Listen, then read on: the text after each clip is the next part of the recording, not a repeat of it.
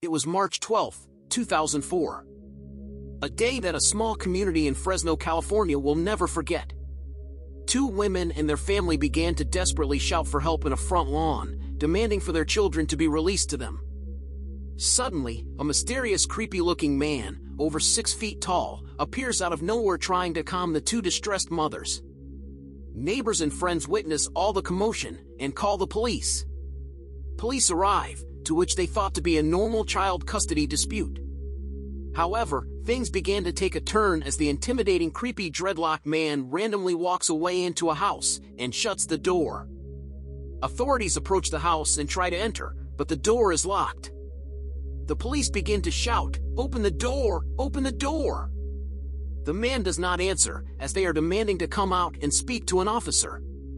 Still, no answer, when suddenly everyone hears a loud gunshot. Shortly after, a series of gunshots go off, and the police immediately surround the house. The creepy dreadlock man, Marcus Wesson, covered in blood, steps outside with no remorse. He was oddly calm and acting as if everything was normal, as the police put him in handcuffs. The officers storm into the house, noticing 9 bodies stacked on top one another in a bedroom. It turns out the 2 mothers that were crying out for help were Wesson's nieces, and all 9 of the bodies were his children and grandchildren. He was so crazy that his reason for murdering 9 of them was because he believed that he was Jesus, and that if anyone tried to separate the family, then, quote, "we would all go to heaven." Marcus Wesson also claimed Jesus was a vampire. He even had written in his homemade Bible that drinking blood was the key to immortality. Even more crazy, Wesson had also purchased a dozen caskets for the family before the massacre. It turns out the whole Wesson family was disturbing. He maintained an incestuous relationship with his daughters and his nieces. He married 2 of his daughters and 3 of his nieces to produce a number of children, trying to create a clan.